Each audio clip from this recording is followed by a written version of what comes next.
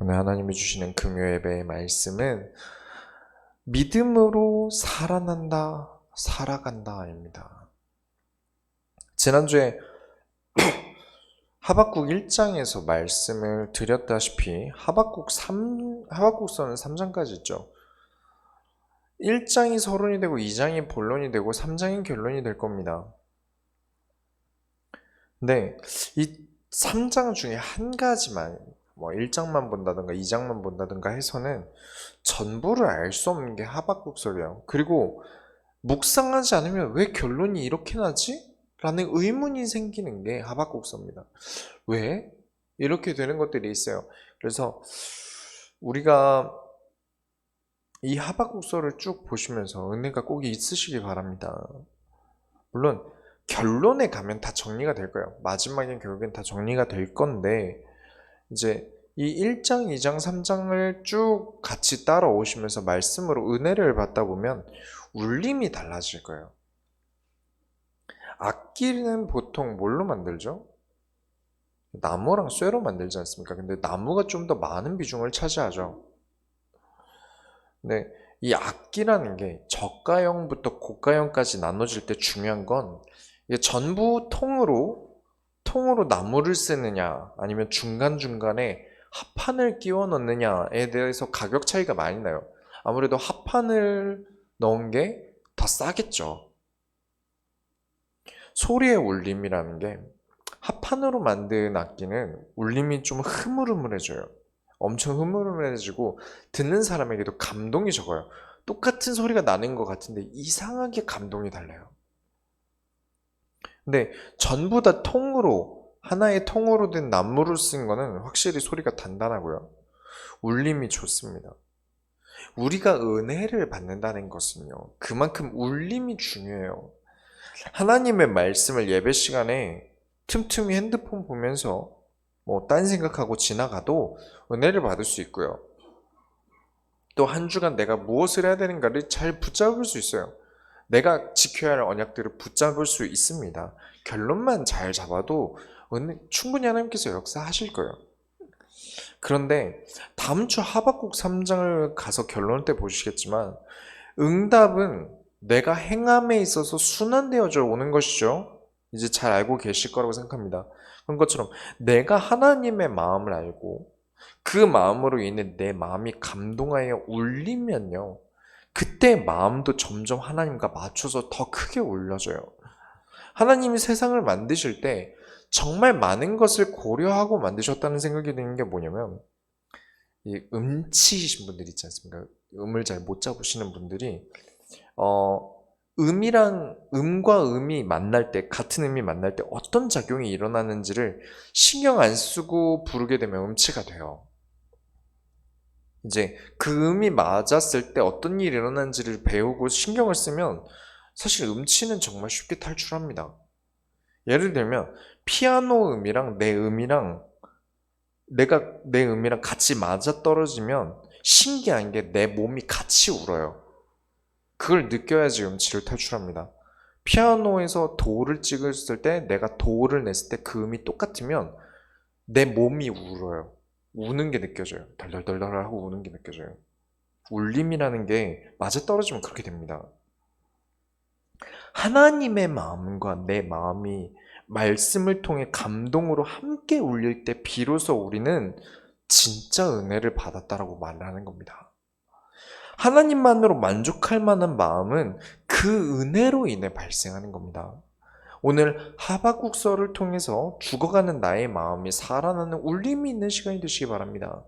첫 번째로 높은 곳에서 말씀을 기다리고 2장 1절에 내가 내 파수하는 곳에 서며 성루에 서리라 그가 내게 무엇이라 말씀하실는지 기다리고 바라보며 나의 질문에 대하여 어떻게 대답하실는지 보리라 하였더니 파수하는 곳에 서고 성루에 선다는 게 성은 높게 쌓지 않습니까? 낮은 데를 성이라고 안 하죠. 높은 데를 성이라고 합니다. 성루는 이 높은 곳에 성 가장 꼭대기에 간이로 만든 다락방이에요. 창문 있는 다락방이죠. 거기 서서 본다는 것이고 파수하는 것도 마찬가지로 경계 근무를 높은 데서 하는 데서를 얘기하는 겁니다.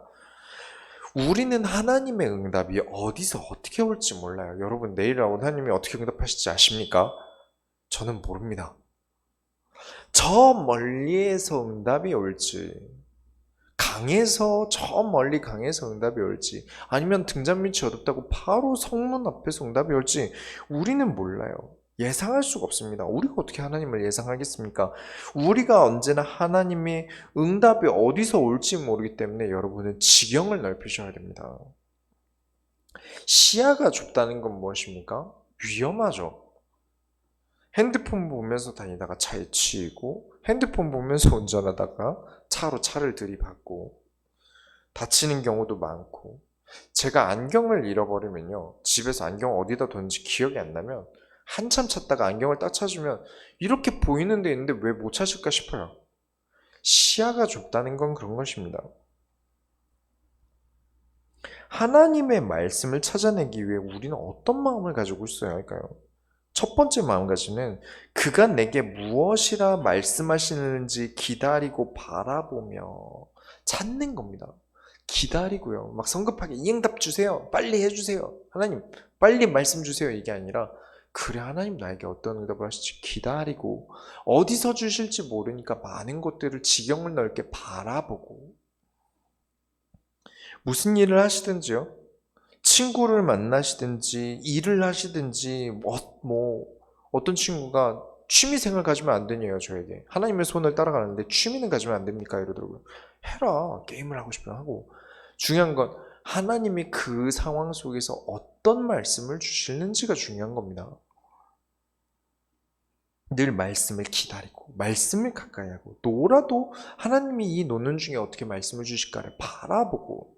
두 번째 마음가짐은 사회에서도 중립이라는 게 굉장히 중요합니다. 항상 제3자 입장으로 생각하고 봐야 돼요. 그렇죠. 판단은 그 다음에 하는 겁니다. 여러분은 응답을 받기 위해 넓은 시야를 가지셔야 돼요. 언제나 시야가 트이는 곳에서 보셔야 됩니다. 저 사람이 하는 말을 내 기분대로 들으면 안 된다는 거예요. 다 듣고 이해한 다음 판단해야지. 듣기도 전에 판단하면 절대 하나님이 하시는 일을 볼 수가 없습니다. 이미 내가 하나님은 이럴 거야 라고 해놓은 거랑 다를 바가 없어요. 이미 오해를 잔뜩 하고 있는데 어떻게 올바르게 이해를 합니까? 하나님이 사람을 통해 일을 하실 때 내가 바르게 이해할 생각이 없는데 이미 선입견이 가득 차 있고 내 생각이 가득 차 있는데 어떻게 하나님의 말씀을 이해할 수 있고 하나님이 하시는 일을 바르게 볼 수 있을까요? 언제나 이런 넓은 시야를 가지고 계셔야 됩니다. 두 번째로 종말을 당기는 일을 합니다. 2절에 여호와께서 내게 대답하여 이르시되 너는 이 묵시를 기록하여 판에 명백히 새기되 달려가면서도 읽을 수 있게 하라. 상상을 해보세요. 여러분들이 하박국 선지자예요. 한참을 기다렸어요. 이 분노함에 이 악한 세상을 두고 하나님께 왜 그렇게 잠잠히 계십니까? 하면서 화를 내다가 이게 이러면서 기다리고 있는데 하나님이 내가 주시는 이 말씀을 달려가면서도 읽을 수 있을 정도로 판에다가 크게 새겨놔라. 그럼 뭔가 큰 광고일 것 같지 않습니까? 하나님이 좀 대박 말씀을 주실 거다. 종이에 기록하라도 아니고 어디서든지 내가 성 위에서 바라봐도 보이고 뛰면서도 걸으면서도 보일 수 있는 그 넓고 큰 판의 세계라 그러면 하나님이 얼마나 나에게 필요하고 큰 말씀을 주실까 생각을 할 텐데 그런데 주시는 말씀이 2장 3절에 이 묵시는 정한 때가 있나니 그 종말이 속히 이르겠고 결코 거짓되지 아니하리라. 비록 더딜지라도 기다리라. 지체되지 않고 반드시 응하리라. 분명히 지난주에 종말은 안 됩니다.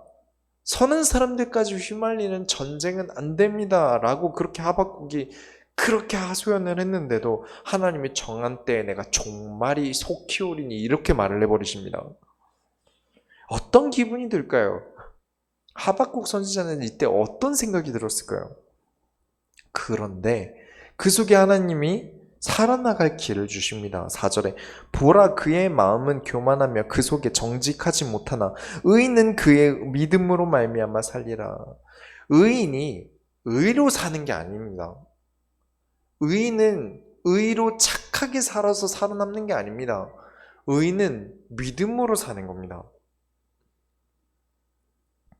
종말이라는 게요. 여기서 나오는 이 종말을 두고 또 세상의 종말, 지구의 종말로 생각하시면 안 됩니다. 뭐 크게 보면 그렇게 생각할 수 있겠지만 악이 막연한 때의 종말이 오는 건 맞지만 지금은 그때를 보고 말하는 게 아니죠. 우리는 여러 종말이 있습니다. 삶의 종말 있죠. 개인의 종말이죠. 또 일의 종말이 있습니다. 더는 일을 못하는 때가 오겠죠. 또 인간관계의 종말이 있습니다. 내가 정말 사랑했던 내 친구와 이제 더 이상 만날 수 없는, 싸웠든지 뭐 여러 가지 일에 의해서 끝은 언제나 있어요. 우리에게 끝은 언제나 있습니다. 무엇이든지 끝이 없는 건 없어요. 영원한 게 없기 때문이죠. 그런데 그 종말을 앞당기는 게 무엇입니까? 5절에 그는 술을 즐기고 거짓되고 교만하며 가만히 있지 아니하고 스올처럼 자기 욕심을 넓히며 또 그는 사망 같아서 족한 줄을 모르고 자기에게로 여러 나라를 모으며 여러 백성을 모으나니 술을 즐기고 거짓되고 교만하여 하는 행동이 자기 욕심을 스올처럼, 스올이 뭐죠? 지옥입니다.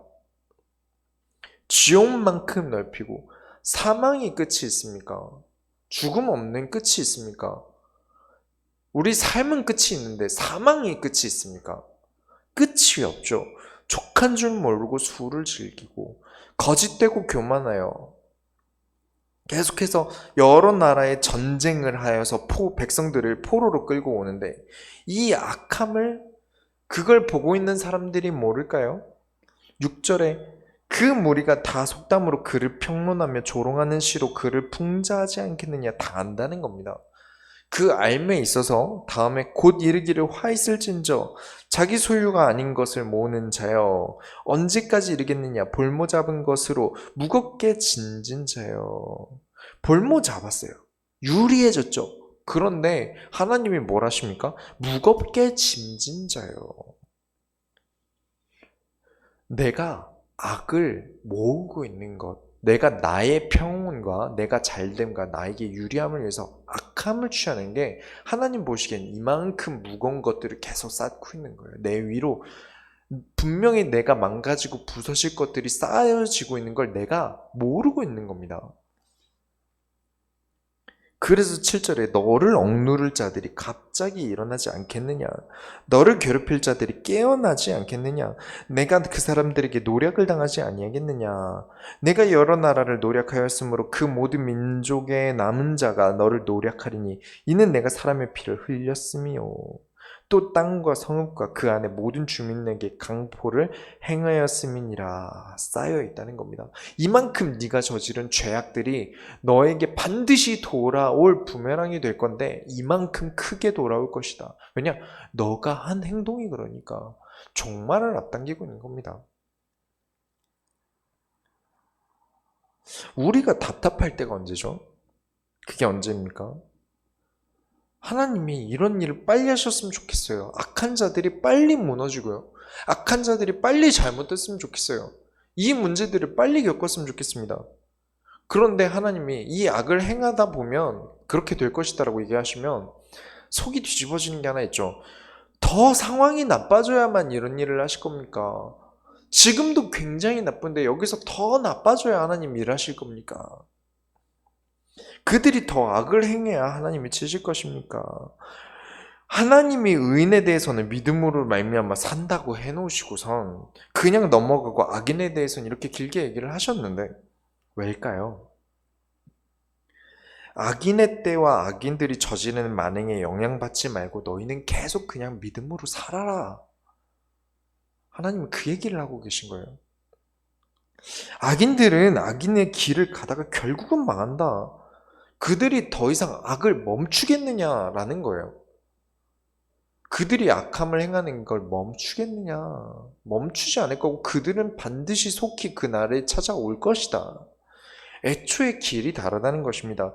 그들은 종말을 향해 과속하여 달리고 있는 것이고 너는 올바르고 선한 믿음의 길로 살아가야 한다. 길이 다르다는 거예요. 세 번째로 끝을 모를 악을 덮고 악도 싫지만 악을 덮는 건 더 싫습니다. 9절부터 10절에 재앙을 피하기 위하여 높은 데 깃들이려 하며 자기 집을 위하여 부당한 이익을 취하는 자에게 화 있을진저 내가 많은 민족을 멸한 것이 내 집에 욕을 부르며 내 영혼에게 죄를 범하게 하는 것이 되었도다. 여러분 단 거 좋아하시죠? 단 거 좋지 않습니까? 초콜릿, 뭐 사탕, 과자, 인스턴트 커피 맛있죠? 근데 참 세상은 신기한 게 맛있는 건 몸에 안 좋아요. 슬프죠? 맛있는 게 몸에도 좀 얼마나 좋을까요? 맛없는 게 몸에 좋고요. 이 민족을 멸망시키는 게 얼마나 달콤하겠습니까? 얼마나 큰 이득일까요?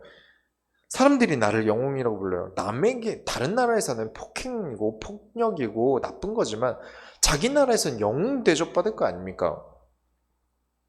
나의 집에는 금은 보화가 쌓일 거예요. 그러나 그 행동이 재앙을 피할 수는 없다. 왜냐?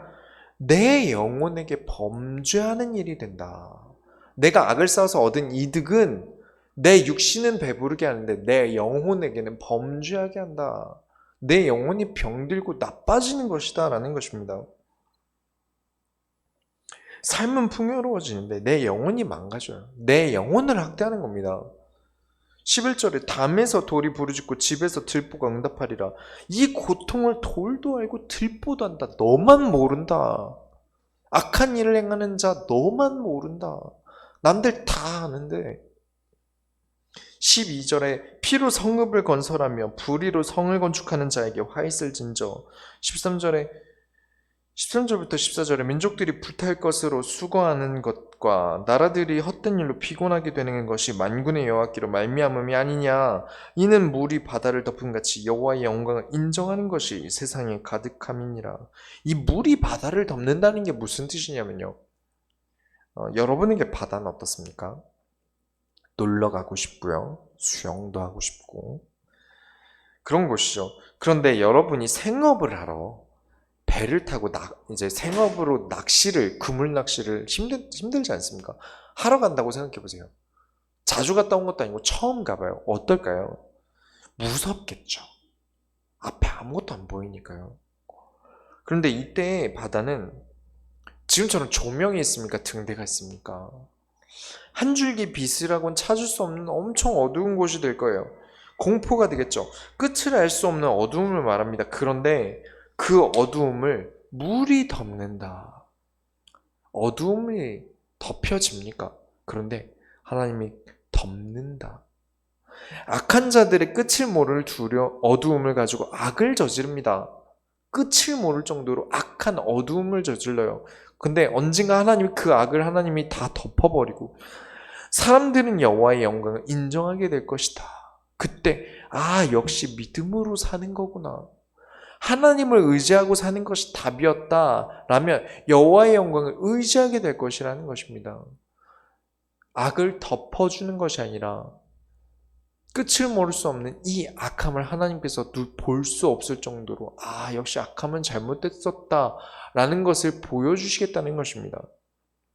네 번째로 과한 술과 우상 숭배, 이 연관성을 보시기 바랍니다. 15절에 이웃에게 술을 마시게 하되 자기의 분노를 더하여 그에게 취하게 하고 그 하체를 드러내려 하는 자에게 화 있을진저. 그냥 친구끼리 술 먹고 즐겼다는 말이 아닙니다. 술자리 가보면요 좋은 얘기 안 해요. 막 술 먹으면서 게임을 하면 재밌게 이제 노는 것 같은데 그게 아니라 게임을 안 하고 술을 마시면 좋은 얘기 안 합니다. 듣고 있으면 다 서러웠던 얘기, 너 때문에 내가 상처받았던 얘기, 술김에 술의 힘을 빌려서 말하는 거죠. 사석에서는 나쁜 얘기가 계속 자주 오고 가고 그래서 분노를 더하고 하체를 드러낼 정도로 만취하게 만드는 사람들을 악하답니다. 술이 나쁘다는 게 절대 아니라 술이 내 몸을, 내 생각을, 내 멘탈을 나쁘게 만들 만큼 많이 마시는 건 진짜 곤란한 거예요. 근데 이게 나만 망하는 게 아니라 남도 망하게 할 정도라면 더 큰 문제라는 겁니다. 근데 이건 한 가지의 예예요. 이 술을 설명하는 것은 술만을 얘기하기 위해 얘기한 게 아니라 18절, 19절에 새긴 우상은 그 새겨 만든 자에게 무엇이 유익하겠느냐? 부어 만든 우상은 거짓 스승이라 만든 자가 이 말하지 못하는 우상을 의지하니 무엇이 유익하겠느냐? 나무에게 깨라 하며 말하지 못하는 돌에게 일어나라 하는 자에게 화 있을진저. 그것이 교훈을 베풀겠느냐? 보라, 이는 금과 은으로 입힌 것인지 그 속에는 생기가 도무지 없느니라. 우상을 만들어 파는 사람에게 금액밖에는 유익이 없죠. 돈을 벌기 위해 만든 우상을 섬기는데 그 우상이 무엇을 가르쳐 줍니까? 아무것도 가르치는 게 없는데 스승이라 하니까 거짓 스승이죠. 그런데도 이 우상에게 의지하고 전혀 아무것도 하지 못하는 나무에게 깨라 말하고 말하지 못하는 돌에게 일어나라 하니 술 마시면 어떻게 됩니까? 전봇대에게 말을 걸고요. 제가 이렇게 얼굴이 이렇게 그려져 있는 티셔츠를 입고 지하철을 어렸을 때 탔는데 20대 초반이었어요. 지하철을 타고 가는데 어떤 아저씨가 술을 좀 드셨나 봐요. 갑자기 제 여기 가슴팍에다가 얼굴을 딱 대더니 야 너 누구냐? 이러시더라고요. 야 너 누구냐? 우상에게 말하지 못하고 그냥 돌로 만들고 나무에게 만들어 놓은 이 우상에게 깨어라, 일어나라, 똑같다는 겁니다. 화려해 보이죠? 은과 금을 씌워놔서 화려해 보이지만 그 안에는 생기가 없습니다. 과하게 술을 마셔 정신 차리지 못하는 것이나 우상 숭배하면서 정신 차리지 못하는 것이나 정말 앞뒤분간을 못하게 만듭니다. 요즘 신천지도 시끄럽지 않습니까? 저는 신천지가 진짜 미워요. 저는 신천지가 진짜 싫습니다. 우리 교회가 신천지가 아니라는 증거는 제가 정말 신천지를 싫어합니다. 왜냐면 교회에 새 신자가 오면요. 교회에 새 신자가 오면 기쁘게 만나서 이야기를 나누고 희망을 품어야 되는데 신천지면 어떡하지? 의심부터 하는 시대를 만들었어요. 교회에 하나님의 백성이 오는데 교회가 의심부터 해야만 되는 상황을 만들었어요. 너무하다고 생각합니다. 교회에서 의심부터 피우고 새 신자는 그 느낌을 받지 않습니까? 혹시 나를 의심하지 않을까? 나한테 왜 이러지? 왜 내가 교회 왔는데 반겨주지 않지? 인사는 반겨주는 것 같은데 눈치가 나를 의심하는 눈치가 있지 않습니까? 그걸 느끼더라고요, 새신자분들이. 그래서, 이게 신천지가 진짜 시대의 악이다 라는 생각이 들더라고요. 앞뒤 분간을 못하면서 지금 코로나 바이러스도 그렇고 자기들의 믿음을 죄악으로 피워내는 걸 보면 정말 화가 납니다. 결론을 내리겠습니다. 살아난다, 살아간다. 여러분, 의인으로 살길 원하십니까? 믿음으로 산다는 것은요, 살아난다는 것과 살아간다 두 가지를 다 포함하는 말이죠. 우리가 어떻게 해야 믿음으로 살아갈 수 있고 살아갈 수 있고 살아날 수 있겠습니까? 말씀을 기다린다는 것은 무엇이죠? 하나님이 말씀을 주실 것을 믿었다는 것입니다. 믿지 않으면 보지 않아요. 안 믿는 겁니다. 그냥 친구 만나서 놀고 친구 만나서 아니면 게임하고 일하고 직장 다니고 학교 다닌다는 게 하나님이 나에게 말씀을 주시고 응답하실 거라는 믿음 자체가 없기 때문에 그렇습니다. 체질도 체질이지만 있다면 신경이 쓰이겠죠. 오늘 약속이 있어요. 오늘 몇 시에 오늘 몇 시에 약속이 있어요. 어디서 만나기로. 중요한 약속이라는 걸 내가 알아요. 그럼 신경을 쓰겠죠. 내가 딴 일을 하면서도. 그렇죠. 직장 가서도 오늘 몇 시에 누구 만나기로 했어. 그렇죠. 게임을 하면서도 오늘 몇 시에 누구 만나기로 했어. 그렇죠. 그렇게 될 겁니다. 근데 하나님이 나에게 응답을 주시기로 약속하셨다는 것을 믿지 않기 때문에, 중요하게 생각하지 않기 때문에 잊어요. 분위기에 취하고요. 그렇게 분위기에 취하고 상황에 취하면 어떻게 됩니까? 앞뒤 분간을 못하게 되는 거예요. 진짜 하나님이 나에게 주시는 말씀에 응답을 찾을 수가 없어요. 그리고 하박국이 하나님 언제까지 이렇게 기다려야 됩니까? 언제 응답하실 겁니까? 언제까지 그렇게 잠잠하실 겁니까? 라고 하던 그 하박국이 있기 때문에 하나님이 찬물을 끼얹습니다. 마지막 절에 20절입니다. 오직 여호와는 그 성전에 계시니 온 땅은 그 앞에서 잠잠할지니라 하시니라. 한다 안 한다 말하지 마라. 나는 반드시 할 것이다. 이 성전은 예루살렘 성전을 말하는 것도 되겠습니다만 하나님의 보좌를 말하는 것입니다. 그 권능을 말하고 있으니까요. 다 잠잠하라. 믿음으로 살아가는 것 외에 지금 다른 것에 마음을 뺏기지 말아라. 잠잠해라. 우리는 불만이 생기면 너무 말을 쉽게 꺼냅니다. 그게 재앙의 불씨가 된다는 사실도 모른 채 쉽게 말을 꺼내요. 잠잠해라. 교회에서 분란이 일어날 때 생각이 터져나와서 막 사람들에게 떠들고 다녀요. 잠잠해라. 왜냐? 하나님이 지금 무엇을 원하느냐를 발견하기 전에는 말해서는 안 돼요. 내가 사람들에게 말하고 다녀야 된다는 것을 발견했다면 말하는 겁니다. 아니면 잠잠하는 것이고요. 세상에서 내가 당장 내 마음대로 지르고 싶은 게 있어요. 내 성격대로 바로 하고 싶은 게 있어요. 잠잠해라. 하나님이 우리에게 무엇을 하실지를 이르실 것입니다. 내가 응답을 받아야 되는 이유가요. 내가 복수하고 싶은 사람 때문이면 안 됩니다. 내가 응답을 받아야 되는 이유가 지금까지 나를 힘들게 했던 사람 때문이어서는 안 돼요. 우리는 왜 응답받아야 합니까? 하나님의 소원 때문에 응답받아야 합니다. 하나님이 나를 통해 응답하실 것들이 많기 때문에 그래요. 그들은 그들이 무너지게 될 것이고 나는 의인으로서 믿음의 길을 살아야 합니다. 이 길을 걸으셔야 됩니다. 다른 길이에요. 같은 길 걷는 것처럼 왜 저 사람 안 망해요? 왜 저 사람 안 망해요? 그건 뭐죠? 내가 보는 데서 계속 가고 있다는 거예요. 두 길을 가는데 저 먼 길을 가고 있는 게 아니라 악한 길을 가는 걸 옆에서 계속 지켜보면서 같이 걷고 있는 겁니다. 응답을 받을 수가 없어요. 이들은 이들대로 내버려 두고 너는 의인으로서 믿음으로 살아라. 잠잠해라. 여러분이 가시는 길을 분명히 하셔야 합니다. 그래야 원하시는 곳에 늘 있을 수 있습니다. 우리가 하나님의 소원을 이뤄드립시다. 기도하겠습니다. 하나님 감사합니다. 오늘도 말씀을 주시고 이 말씀을 통하여 우리에게 나아갈 길을 알게 하여 주셨음을 감사드립니다. 하나님, 우리로 하여금 새 길을, 하나님이 이루시는 길을, 올바른 길을 알게 하셔서 의인으로서 믿음의 길을 걷게 하여 주옵소서. 살아계신 예수 그리스도의 이름으로 기도드렸습니다. 아멘.